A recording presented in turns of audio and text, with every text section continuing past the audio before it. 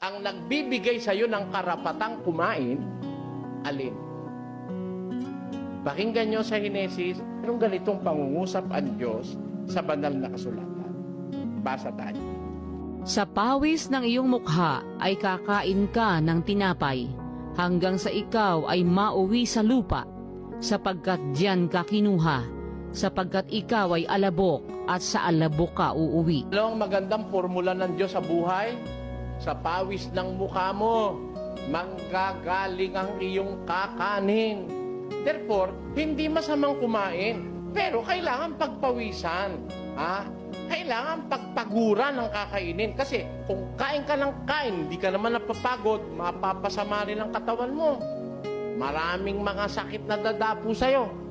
Biro mo, kain ka lang ng kain. Pero alam mo, kahit kumain ka ng kumain, kung trabaho ka naman ng trabaho, may karapatan ka, di ka magkakasakit. Tingnan ninyo yung labandera. Labandera ko, kulay ka kung umibig, ang batsyat palo-palo, ang siyang laging kapiling. Tapos may konti, meron pang bahagi ng kanta. Lumalakas ang katawan sa paghanap ng pera. O, tanyo, di ba? Pero wala namang katigil ng kakukusot yun. Tapos palo-palo.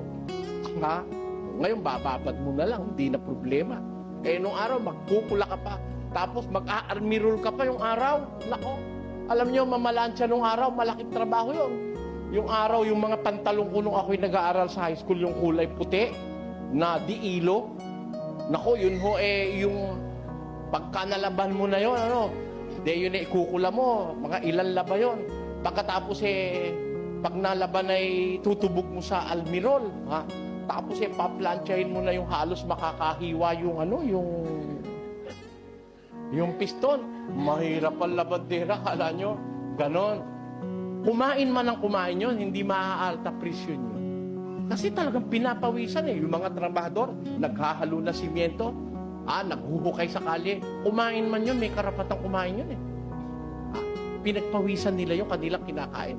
At pag ang pag-uusap health o kalusugan, makikita mo, mas lalo kang malusog habang ikaw pagod. Alam niyo yung hindi malusog, yung kagaya ko. Ang pagod na pagod sa akin, ito. Yun ho, pagod na pagod. Kuminsan, hindi ka na makatulog dahil sabi nung apo ko, kung ba't ba ganun? Apo ko 7 taon. Tinuruan kami ni ma'am ng kanta. Paa, tuhod, balikat ulo. Paa, tuhod, balikat ulo. Paa, tuhod, balikat ulo. La la la la la la la la. Di, tapos na kami ko. Nasa bahay na ako. Kumakain ako, sinusubuan ako ni Nanang. Sabi nung isip ko, paa, tuhod, balikat ulo. At ayaw tumigil nung isip ko, kumakanta pa rin.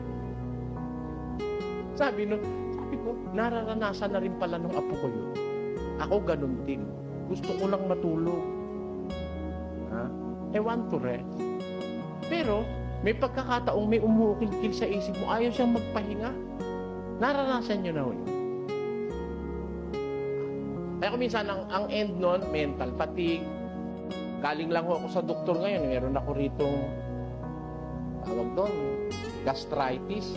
Masyado ka kasi maraming iniisip. Brother, sabi ni Dr. Ching, hindi mo kayang katawan mo, pinapabayaan mo. May manas ko ako sa pae. Hanggang binti. Magpahinga ka, uwi ka na ngayon, matulog ka maaga, bibigyan ka ng pagpatulog. Paano kung matutulog ako? Hindi yung nag-aantay na tao sa akin.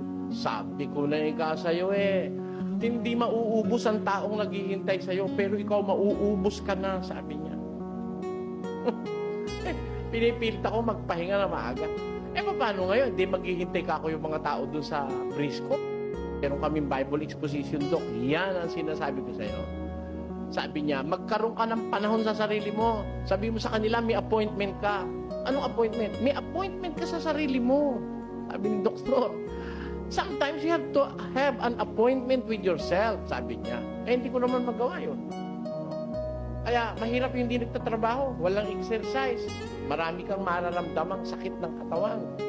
Minsan, tataasan ka ng presyon. Kagaya kanina, mataas yung presyon ko. Ganun ho